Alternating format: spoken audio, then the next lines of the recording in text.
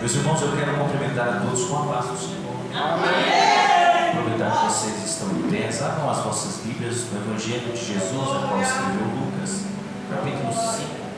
Aleluia. Oh, glória, aleluia. Aleluia a Deus. Aleluia. Glória a Deus. Aleluia.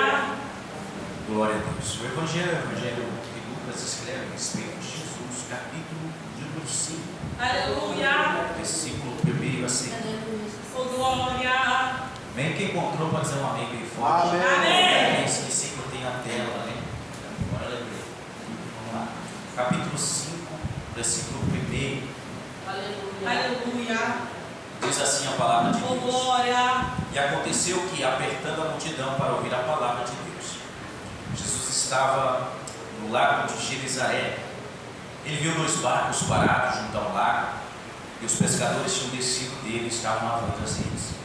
Ele entrou em um dos barcos, que era o barco de Simão Pedro, e pediu que afastasse um pouco da terra, e assentou-se sobre o barco, e ensinava a multidão. E quando ele terminou de falar, disse a Simão: velejai para o mar profundo, lançai as redes sobre um arrastão. Versículo de número 5. Respondeu Simão Pedro e disse: Mestre, nós trabalhamos a noite toda e não pegamos nada, mas sobre a tua palavra lançaremos a rede. Fazendo assim, eles pegaram uma grande quantidade de peixes, de maneira que a rede quase se rompia. E eles acenaram aos seus companheiros que estavam no outro barco e vieram ajudá-los. E eles vieram e encheram ambos os barcos ao ponto de quase afundar. Vendo isso, Simão Pedro caiu de joelhos diante de Jesus e disse: afasta-te de mim, Senhor, porque eu sou um homem pecador. Pois eles estavam admirados, todos estavam com ele, diante do arrastão de peixes que tinham feito. Assim também estavam com eles Tiago e João, filho de Zebedeu, que eram sócios de Pedro, e disseram a Simão: não temas, de agora em diante. Jesus disse a Simão: não temas, de agora em diante tu serás pescador de homens. E levando seus barcos para a terra, eles abandonaram tudo o que tinham e seguiram a Jesus. Amém? Só até aí, irmãos, foi extensa, mas necessária, né? Pode tomar os seus assentos. Aleluia. Glória ao nome de Os Jesus. irmãos sintam-se em casa, fiquem à vontade, né? Aleluia. Irmãos, estou bem gripado, tá? Minha garganta bem funcionada. Então, pode ser que à medida que a gente vai falando, a voz vai perdendo a potência, que a emoção no braço vai me ajudar, né? Você fica atento aí, né? Amém? Eu quero aqui agradecer a Deus, irmãos, a oportunidade de estar aqui. Eu creio que pela terceira vez, Olha os vídeos. eu acho que é a terceira vez que nós estamos aqui. Eu louvo a Deus por essa oportunidade. Para mim tem um sabor diferente. É a primeira mensagem que eu estou pregando nessa posição eclesiástica que eu cheguei hoje. Aleluia. A primeira, então. Tem mais um som. Então eu fico muito feliz, tem um sabor diferente aqui, tá? Eu agradeço de verdade ao pastor, Deus abençoe o pastor, a pastora, Deus abençoe, a irmã dirigente do ciclo de oração. Eu creio que a irmã dirigente do ciclo de oração, né, irmão? Eu não tenho certeza, mas chutei aqui, acertei, né? Obrigado pelo convite, tá, irmão? Estamos aqui para pregar a palavra de Deus. Prometo que eu não vou passar do horário, embora eu não saiba qual é o horário que eu tenho que parar. Então até meia-noite a gente termina. Amém. Se tiver voz, vai.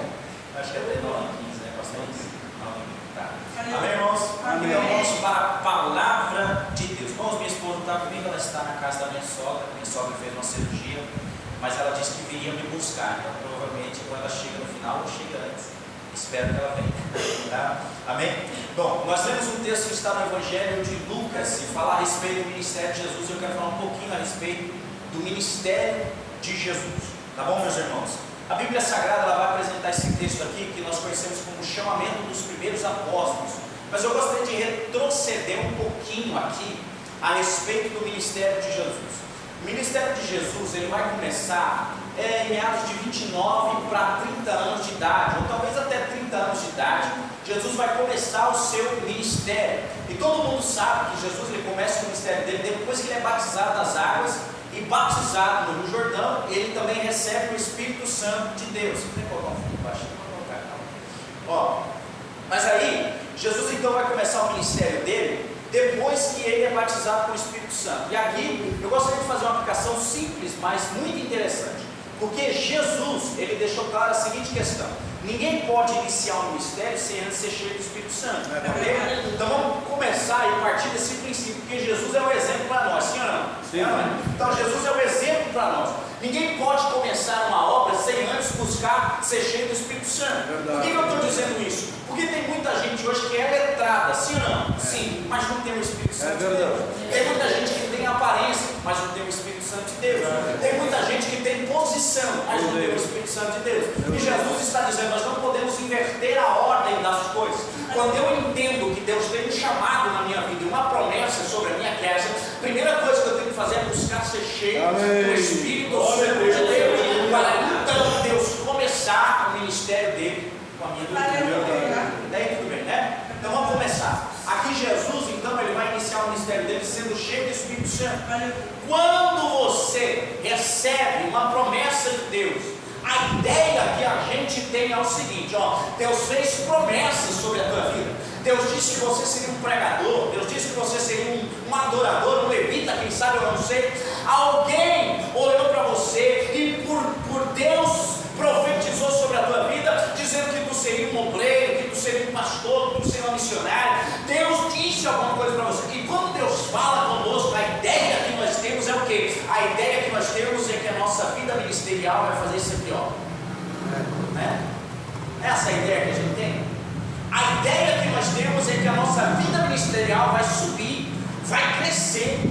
A ideia que nós temos é que se Deus falou, nós vamos agora provar de algo extraordinário, sobrenatural. E na verdade, o que acontece aqui talvez é algo totalmente contrário. Porque quando Jesus chama a gente, ou quando Deus promete a gente alguma coisa, a ideia que nós temos de crescimento é uma ideia que não é uma ideia acelerada. Primeira coisa que acontece no ministério de alguém que está começando não é subir, é descer. É verdade.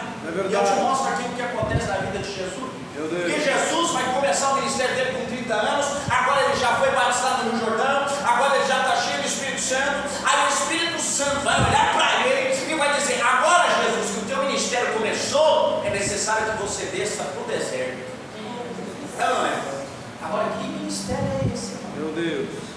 Que a gente serve a Deus e está no deserto. Que ministério é esse que Deus disse que ia fazer e joga a gente no fogo? Meu Deus. Que ministério é esse? Que quando nós recebemos uma profecia de saber que achamos que a nossa, agora, a partir de agora, amanhã eu serei outra pessoa. Meu Deus. A partir de amanhã o ministério de Deus vai me honrar, né? Só que o próprio Espírito, não é, irmão, presta atenção aqui. O Espírito Santo para Jesus diz assim: agora desce para o deserto. Meu Deus. Olha o ministério de Jesus começando, né? Aí sabe o que Jesus vai falar? Olha, vamos conjecturar aqui. O Espírito Santo e Jesus conversando, né? Aí o Espírito Santo e Jesus conversando, pastor Jesus falou: mas o que eu vou fazer lá? Aí o Espírito Santo falou: o Satanás está te esperando lá. Meu Deus. Que ministério é esse? Pensa bem, irmãos, que chamada é essa que Deus deu para a vida do seu próprio filho, a qual primeiro ele tem que descer no deserto, e Satanás está esperando ele lá para tentar ele durante 40 dias, sem comer. Meu Deus. Sendo tentado, num ambiente de solidão, sozinho, num lugar exclusivo. É assim que começa o ministério de Jesus. A pergunta que eu posso fazer para qualquer um aqui nessa noite: quem gosta aqui de receber promessa de Deus? Todo mundo, né? Quem gosta de receber profecias? Todo mundo. Quem gosta de ouvir a voz de Deus? Todo mundo. A questão é como nós vamos obedecer esta voz. Qual é a atitude que nós teremos aqui? Porque uma coisa é Deus falar que tu serás grande, outra coisa é o Espírito Santo dizer: desce para o deserto e Satanás está esperando para ser tentado. Agora, sabe o que Jesus foi tentado? Porque a Bíblia diz que no jardim Adão e Eva foi tentado e caiu. Só que no deserto, no lugar de escassez, Jesus também foi tentado e venceu. Glória a Deus. Olha que negócio extraordinário. Porque não é o lugar que você está que condiz com aquilo que você faz ou aquilo que você é. Meu Deus. Jamais. Porque tem gente que culpa a situação para dizer: pequei porque eu estou passando necessidade, pequei porque Deus não fala comigo, pequei porque eu não estou com aquela força que eu tinha antes. Jesus está mostrando que eu estava no deserto e ainda assim tentado e vencido. Legal, né? Agora vamos lá, vamos continuar aqui. Aí Jesus, irmãos, vai passar 40 dias no deserto. Depois que Jesus passa 40 dias no deserto, a Bíblia diz que ele sai daquele lugar e vai para... Jesus sai daquele lugar e vai para a sinagoga. Quando Jesus chega na sinagoga, o texto eu acho lindo, o texto é maravilhoso. Olha para cá, o texto vai dizer o seguinte: e como por costume, Jesus desceu à sinagoga e caía a sorte de ler a palavra. Agora, eu quero que você se atente à palavra como por costume. Isso significa que Jesus todos os sábados ia à sinagoga. Meu Deus. E por ir todos os dias, Jesus recebe a oportunidade. Meu Deus. Aqui a gente tem um aprendizado, por quê? Não é o caso aqui, mas tem muita igreja que é assim.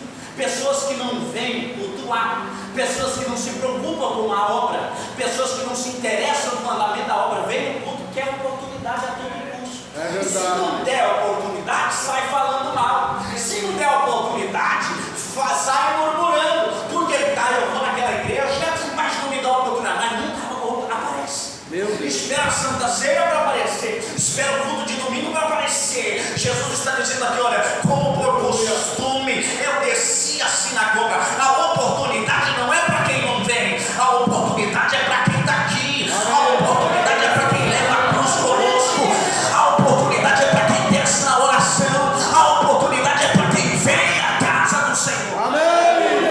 Então quem não vem, irmãos, perde É verdade. e reclama porque não tem. É verdade. Aí Jesus entra comigo na história. Jesus chega na sinagoga e senta lá atrás, né? Eu vou dar um exemplo, né? Jesus senta lá atrás ou fica lá atrás, né? Porque ele mesmo diz, olha, se você chegar num lugar, melhor que sente lá atrás do que sentar na frente, porque se você não for importante o suficiente, alguém vai te pegar e te jogar lá atrás. Agora, se você for importante, te traz pra frente. Não é isso que Jesus fala, né? Então senta lá atrás. Eu imagino que Jesus está lá no fundão. Aí alguém olha assim, ô Jesus, filho de José, a oportunidade agora é tua. Aí ele vai lá na frente, pastor. Me traz o rolo de Isaías aí. Trouxeram o rolo de Isaías, ele vai abre Isaías 61 e vai ler. Aí quando ele lê, ele começa: o Espírito do Senhor está sobre mim. Aleluia. E ele me ungiu para pregar a palavra, para libertar os cativos, Aleluia. para curar os enfermos e dizer: chegou o ano aceitável. Glória a Deus. Olha o que Jesus faz. Quando Jesus fala isso, irmão, há um murmúrio no meio da sinagoga, porque já conheciam ele, sabiam quem era ele, sabiam, havia um burburinho ali no meio. Aí Jesus, irmão, porque Jesus é um ser sensacional, irmão. Jesus vai fechar o pergaminho e vai dizer o seguinte: e hoje se cumpre essa palavra. Aleluia. Não pensa um negócio desse, irmão. Ele estava dizendo assim: eu sou o Messias que havia sido prometido para vocês. Eu sou aquele que Isaías disse: eis que a virgem conceberá e dará à luz a um filho. Eu sou aquele que chamo de maravilhoso, Pai da eternidade, príncipe da paz, Alfa e Ômega. Eu sou o enviado de Deus para libertar os homens. Por mim seriam benditas todas as famílias da terra. Eu sou a raiz de Jessé, eu sou a semente de Davi, eu sou o rei que em breve viria. O trono é para mim. Eu sou.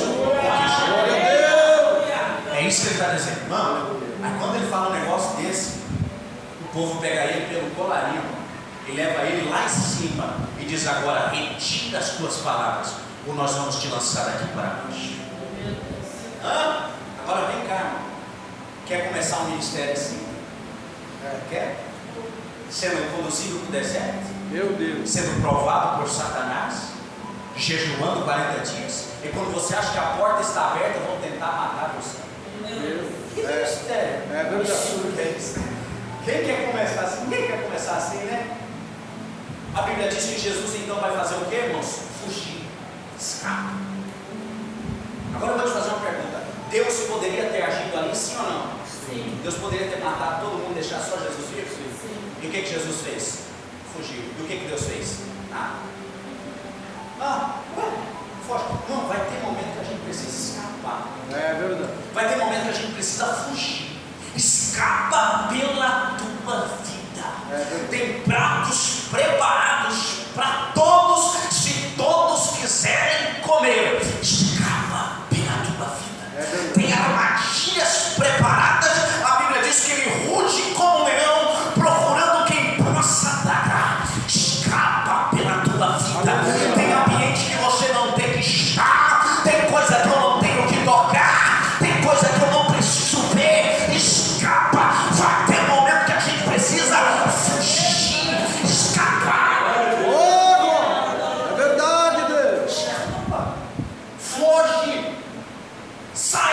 lugar não é para você. Aquilo está querendo provocar morte. O ministério acabou. Tem gente que acabou de começar, irmãos, o ministério já está arruinado. Verdade. Já está morrendo. Porque não escapou do lugar que não deveria estar. Meu Deus. Jesus foge da sinagoga para não ser morto. Aquela sinagoga fecha a porta para Jesus. Disse: olha, a partir de hoje, aquele não é. Meu Deus. Fecha a porta. Aí lá vai Jesus descendo para a praia, irmãos. E quando Jesus chega na praia, no Mar da Galileia, a Bíblia diz que tinha uma multidão. Olha só o que a Bíblia diz: ele tinha uma multidão sedenta para ouvir a palavra. Aleluia. Agora aprenda uma coisa aqui, eu acho extraordinário, irmão, porque existem portas que se fecham e que são pequenas, mas existem portas maiores que são abertas para aqueles que têm chamada e ministério. Tem gente que se preocupa demais com porta pequena, porque eu não queria ter perdido aquela oportunidade, e Deus está dizendo: eu tenho uma porta maior te esperando. Tem gente que está preso a portas antigas, de coisas que aconteceram no passado, e dizendo assim: olha, por que isso aconteceu? Por que isso ocorreu? Por que foi embora? E Deus está dizendo: eu tenho uma coisa maior para a tua história. Muitas portas se fecharão, mas não se comparam com aquilo que eu, o Senhor, tenho preparado para cada um de nós. Aleluia. É Deus maravilhoso. Deus é. Agora o resultado aí, irmãos: suporte as provações. É verdade, Deus. Suporte as afrontas, suporte as perseguições, a saber que Deus tem coisa grande preparada, coisa extraordinária preparada para cada um de nós. Aleluia! Glória seja dada ao nome do Senhor. Tem. Aí Jesus vai chegar lá, irmão, vai começar a ensinar o povo começa a apertar Jesus, né? Ele chega na beira do lago, né? Aqui eu vou fazer uma pergunta para você. Você já ouviu falar sobre um lago chamado Lago de Tiberíades? Alguém já ouviu falar? Se tiver, dá um sinal aí. Tá, Lago de Genezaré, alguém já ouviu falar? Mesmo. E Mar da Galileia, alguém já ouviu falar? Você consegue observar que nós citamos quantos nomes aqui? 3, né? Só que dificilmente você vê alguém falando sobre o Lago de Tiberíades, né? Ninguém conhece. Dificilmente alguém vai falar sobre o Lago de Genezaré, embora esteja escrito algumas vezes sobre ele. Agora, a maioria das pessoas já ouviu falar sobre o Mar da Galileia, né? Mar da Galileia é muito comum, né? Todo mundo conhece. Deixa eu falar para você que Mar da Galileia não tem nada de mar. Sabia disso? Ele é um lago, ele não é um mar. Ele é um lago. Só que o povo olha para ele, ele é tão grande, pastor, mas tão grande que o povo olha e diz o quê? É mar, não é isso? É mar. Por que eu estou dizendo isso? Porque na Bíblia Sagrada funciona a mesma coisa. A ótica de Deus é essa. Porque mesmo que nós sejamos pequenos, Deus pode nos tornar grandes. É verdade. Aleluia. Ainda que sejamos pequenos, Deus pode nos fazer grande diante dos homens. Por que isso, irmãos? Alguém olha para você e diz assim: não chega a lugar nenhum, esse ainda é lago. E Deus diz assim: eu não estou querendo que você mude a tua essência. Eu posso pegar você do jeito que você está, do jeito que você é, e posso fazer de você grande diante dos homens. Aleluia! Mais fiel. Aleluia! Existem umas questões que eu acho muito extraordinárias aqui. Primeiro, que esse lago, o Mar da Galileia, era um lago que provia peixe para toda a região da Galileia. Era um lugar que tinha um porto, onde se encontravam muitos pescadores, e aonde o povo descia, porque ali que se alimentava, ali que se banhava.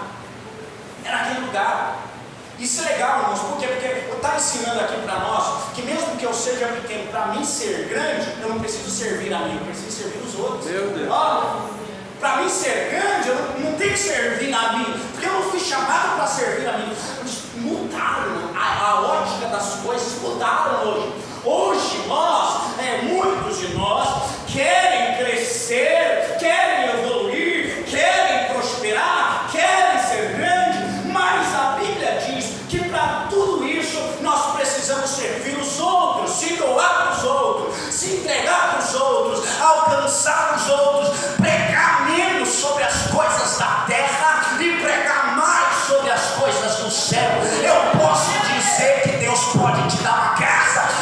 é verdade. Eu posso dizer que Deus pode trocar o seu carro, e isso é verdade, mas essa é a mensagem da terra. Agora a mensagem do céu é santificação, a mensagem do céu é arrebatamento, a mensagem do céu é pecado, ainda é pecado, transgressão, ainda é transgressão. A mensagem do céu ainda é essa: sede santo, porque eu, o Senhor Deus, sou santo. Então, meu filho, desculpa, mas eu prefiro a mensagem do céu. Eu prefiro dizer que Ele vem e que tudo que eu tenho vai ficar, mas Ele vem. Eu prefiro dizer que Ele vem e que tudo que eu ganhei vai ficar, mas Ele vem. Aleluia. Estão mudando, né, a mensagem do Evangelho. É verdade. Estão colocando muitos coaches nos altares, tirando os pregadores da palavra. É verdade. Por quê? Porque eu preciso pregar o que a igreja quer ouvir e não o que Deus quer falar. Só que quem é Mar da Galileia, ele vem para servir os outros. A provisão de Deus na vida dos outros pode ser você. Aleluia. A provisão na vida dos outros pode ser você. Aleluia. Outra questão também, eu disse que esse era o lago, o Mar da Galileia, era um porto onde as pessoas se achegavam porque sabiam que ali era a provisão.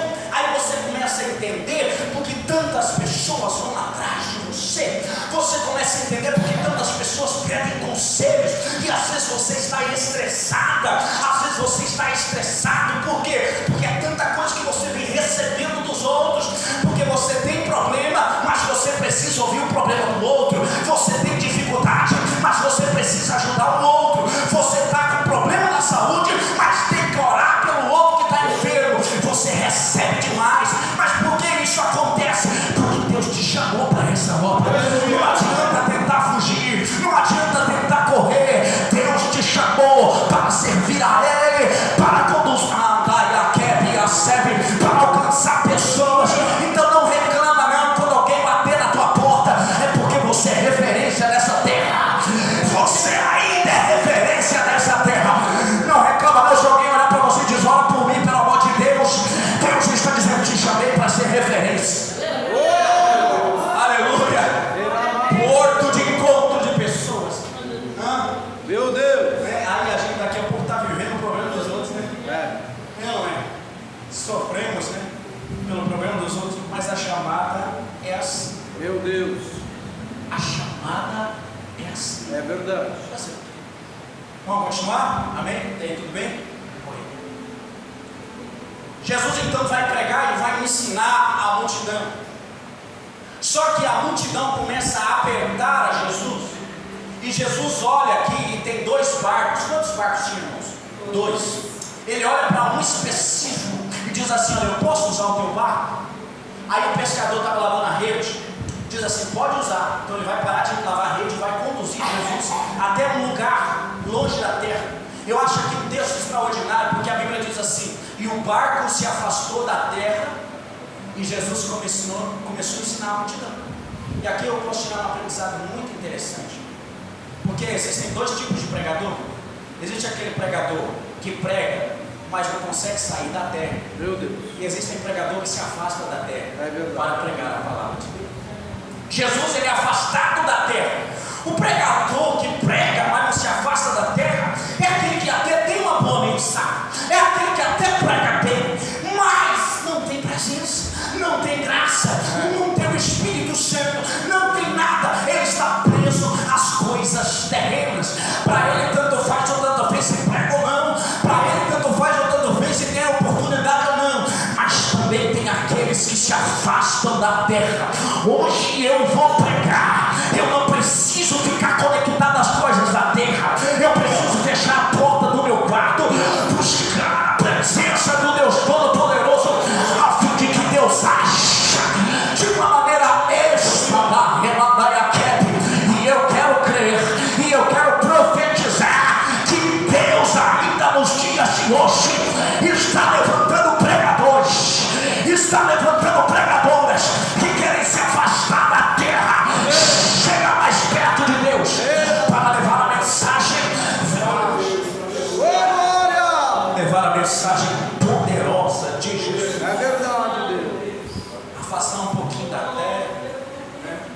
Jesus ensinava a multidão a sentar. Quando Jesus termina o ensino, ele vai olhar para Pedro, vai dizer assim: olha, veleja para o mar alto e lança a rede de novo. E Pedro vai dizer assim: oh, mestre, nós tentamos a noite toda e não pegamos. Ok, vamos parar aí. Primeira coisa, irmãos, existem adversidades que são necessárias. Quem gosta de passar por prova? Ninguém, né? Quem gosta de passar por luta? Ninguém. Ah, que bom que a prova chega. Olha, imagina ser feliz da vida. Já encontrou alguém feliz? Por receber uma prova? Ninguém quer receber prova. Ninguém ora a Deus pedindo prova. Ninguém ora a Deus pedindo promessas. A gente ora pedindo cumprimento, né? A gente ora pedindo livramento, não ora pedindo prova. Só que existe, eu vou falar uma coisa aqui, existem situações que são necessárias. Existem adversidades que são necessárias. Por quê? Porque pensa comigo, se Pedro tivesse pescado a noite toda, ele estaria ali para encontrar com Jesus. Não. A palavra dele é: nós tentamos e não pegamos. E se ele tivesse pescado a noite toda, ele estava roncando enquanto Jesus estava lá em cima. É por isso que existem, irmãos, deixa eu falar uma coisa para você.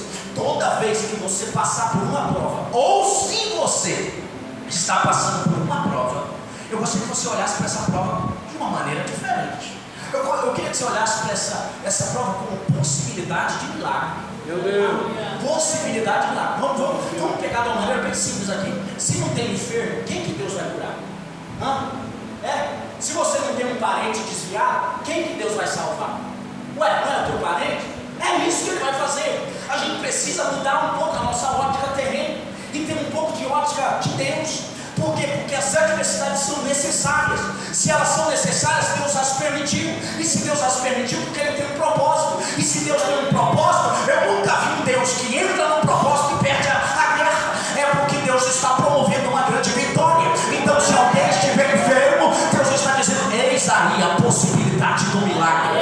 Se tiver alguém perdido, eis aí a possibilidade da salvação. Se tiver alguém aí endividado, eis aí a oportunidade da prosperidade de Deus sobre a tua vida. Aleluia. Glória a Deus. Glória a Deus. Glória a Deus. Glória a Deus, né? Deus é bom. Vamos essa mensagem. Então, irmãos, de fato existem adversidades que são necessárias, né? Outra questão também, dentro do texto, a Bíblia vai dizer o seguinte: que tinha 2 barcos. Só que a gente entende que o Mar da Galileia era um porto, e porto deveria ter vários pescadores, ok? Vários pescadores. Mas na manhã que Jesus foi lá, só tinha 2. Por que só tinha 2, irmãos? Porque a maioria já tinha desistido. Meu Deus. A maioria já tinha ido. Só que fala para mim, quem que recebeu a bênção? Quem ficou ou quem foi embora? Meu Deus. Quem ficou ou quem foi embora? Quem teve encontro com Jesus? Quem ficou ou quem foi embora? É por isso que Jesus disse assim: olha, ser fiel até a morte e dar dinheiro à coroa da vida. Quem permanecer até o fim será salvo. Quem não permanecer será condenado, diz a palavra, não eu. Permaneça, viu? Eu não sei quanto tempo essa igreja está aberta, mas talvez você lembre de alguém que já não está no nosso meio, mas você está aqui ainda, e a bênção de Deus é para você. É Jesus. Talvez no meio do processo alguém desistiu, mas você está aqui ainda. Quem sabe alguém até se pergunta: meu Deus, até quando eu vou permanecer? Permanecer até o final da aquele que lança a mão do oráculo e olha para trás não é digno, diz o Senhor, mas nós vamos permanecer. Ai, alguém quer parar, mas nós vamos permanecer. Algumas aí querem fechar a porta, mas a nossa porta vai permanecer aberta, porque eu sei em quem eu tenho crido. Amém. Eu sei em quem eu tenho crido. Não vou desistir, não vou parar. Eu vou além daqueles que desistiram. Aleluia. Eu vou além daqueles que estão parando. Glória. Outra situação que está acontecendo ali, a Bíblia diz que eles estavam lavando as. Você sabe o que significa lavar as redes? Lavar as redes significa resiliência. O que é resiliência? Resiliência, Pedro dizendo assim: olha, nós tentamos hoje, não pegamos nada, mas vamos deixar tudo pronto que amanhã a gente pega. É isso que ele está falando. Nós vamos lavar a rede, porque amanhã nós vamos tentar de novo. Então, irmão, por que parar na primeira madrugada de oração? Por que nós vamos parar nos primeiros 7 dias de campanha de oração? Por que nós vamos parar na primeira pedra que talvez a gente tropeçou por algum motivo? Por que nós vamos parar? Não, nós vamos ser resilientes. Pode ser que hoje não deu nada, mas amanhã vai dar. Pode ser que hoje eu pode ser que hoje eu não consegui, Senhor, mas amanhã eu bato na porta de novo. Eu sei que vai chegar a minha vez. Eu estou pregando para crente resiliente. Eu estou pregando para crente que não parou no meio da caminhada. Poderia ter parado, mas não parou. Poderia ter desistido, mas não desistiu. Poderia ter voltado atrás, mas não voltou. Eu estou pregando para crente resiliente nessa noite. Amém. Aleluia.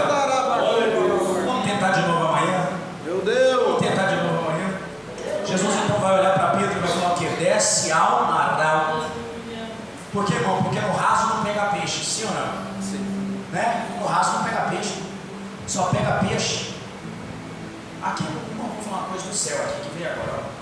Tem gente que quer viver milagre, mas está no raso, né? Não é? Não quer molhar, né? Não quer descer. Tem gente que quer milagre, mas não quer ir no mar.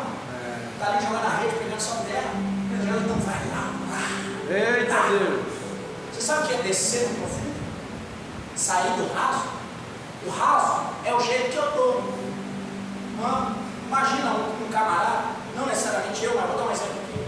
Um camarada que ora quando quer, lê a Bíblia quando quer, Meu Deus! vem na igreja quando quer, Meu Deus! jejua quando quer, está no raso. Pastor, pelo amor de Deus, ora por mim. Eu preciso de um milagre. Irmão, nós somos provocadores de milagres.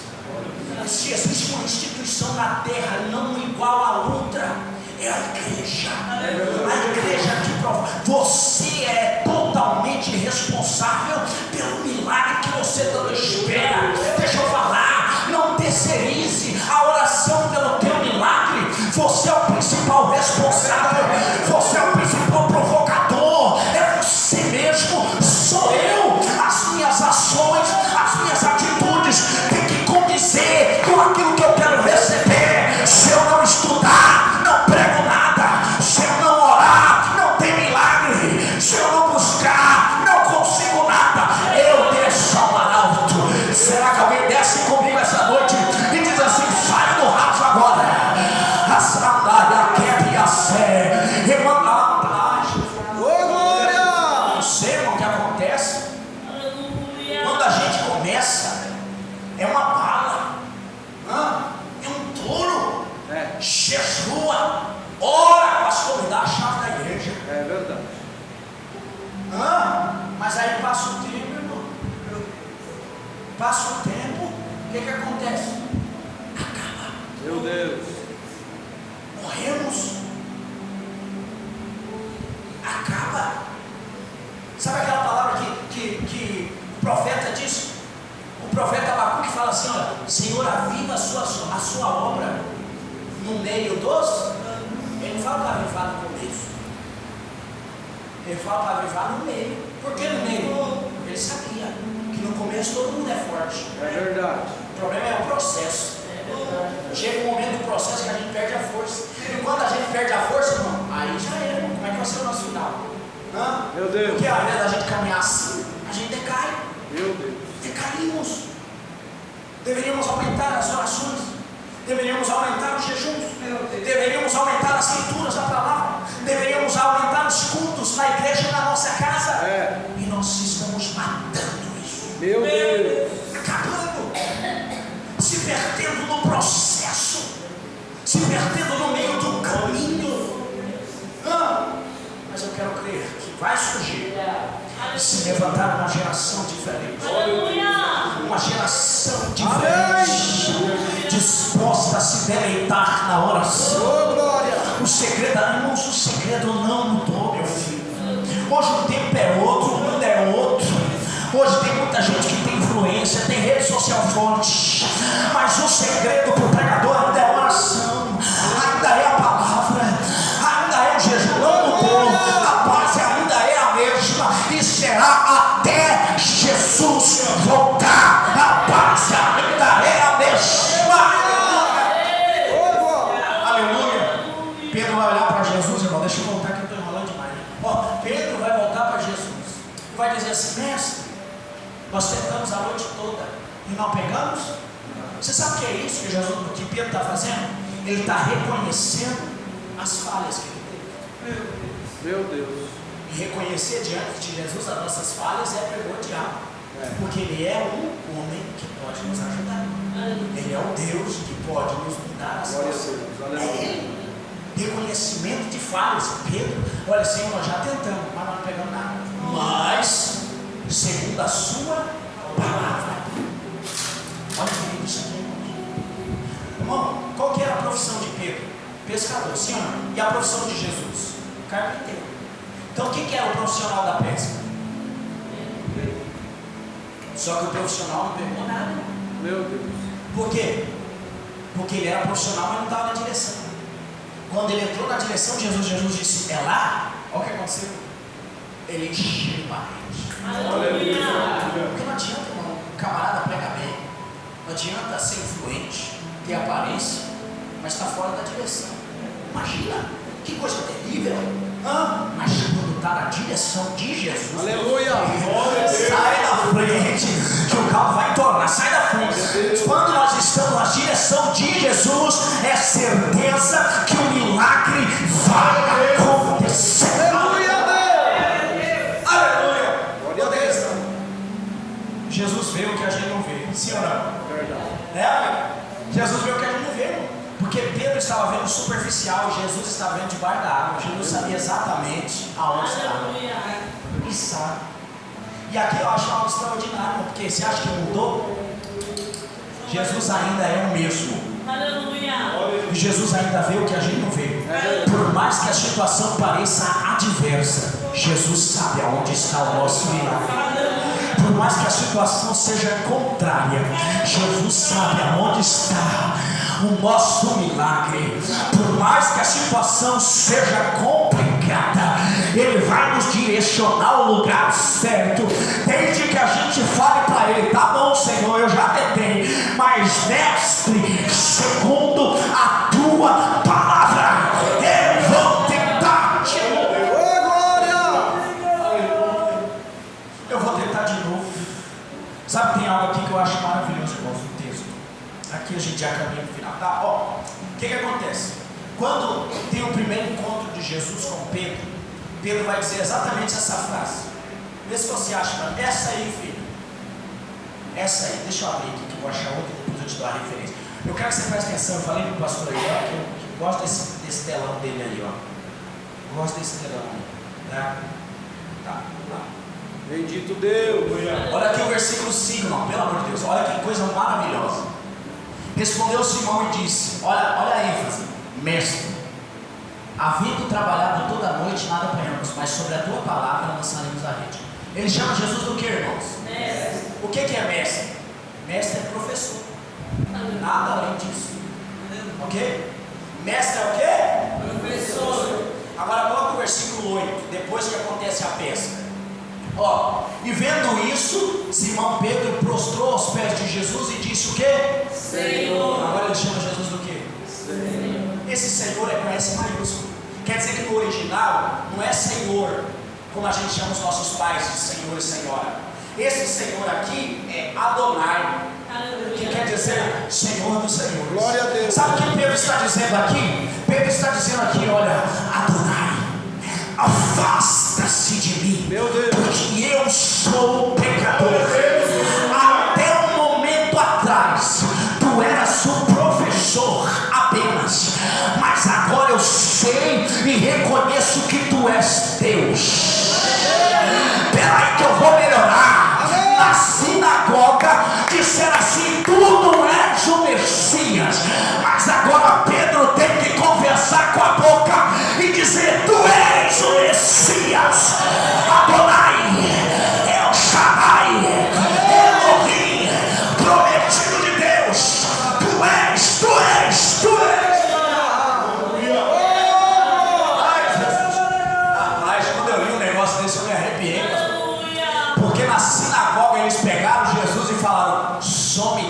Meu Deus. Mas Pedro está dizendo: não, eu que tenho que subir. Meu A Deus. sinagoga disse: tu és um pecador, vamos te matar.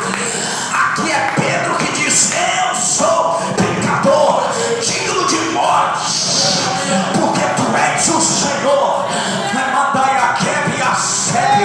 Ele não é só mestre, ele é o Deus da igreja, ele é o provedor dos milagres, ele é santo dos santos.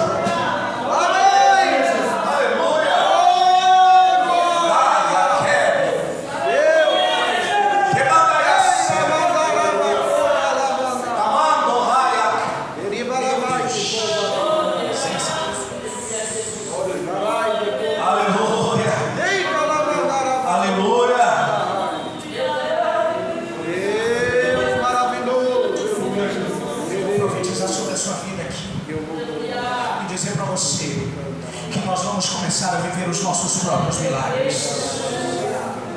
Que eu não quero mais viver de contar milagres dos outros. Eu vou profetizar que nós vamos começar a contar os nossos próprios milagres.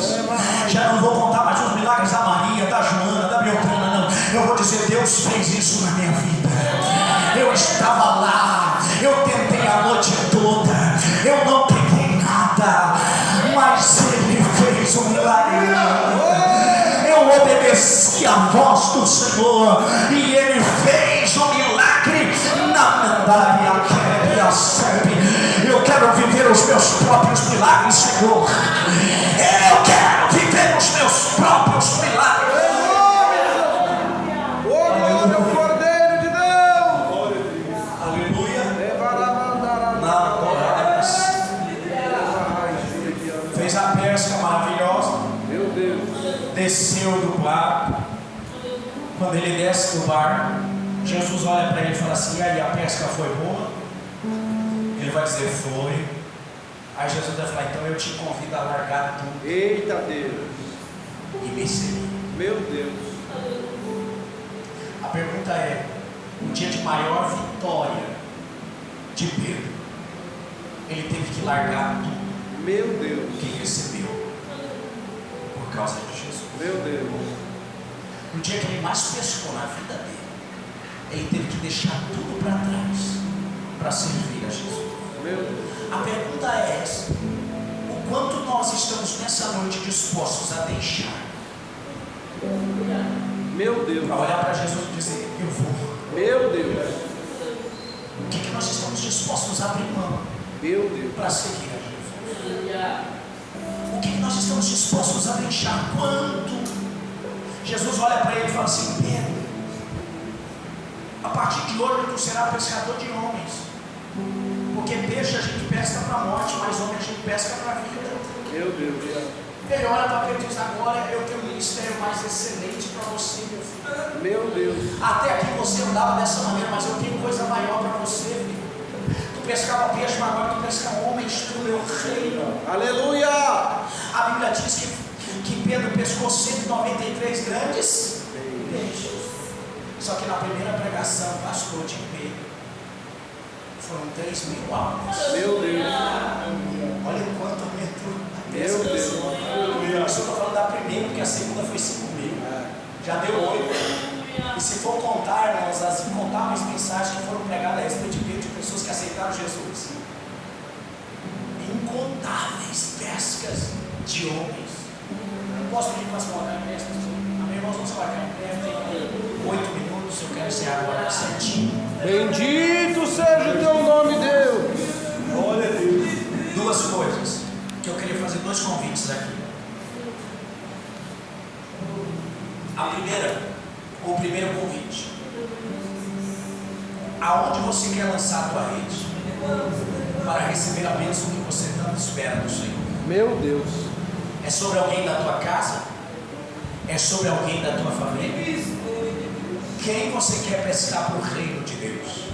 Eu gostaria que você viesse aqui para a gente orar e você vai apresentar essa pessoa diante do Senhor. Você vai dizer: Senhor, a partir de hoje eu lanço a minha rede sobre a minha filha, sobre o meu filho, sobre o meu vizinho, sobre o meu esposo, sobre a minha esposa, e eu quero que eles estejam aqui. O primeiro convite: Deus te chamou para ser pescador de homens.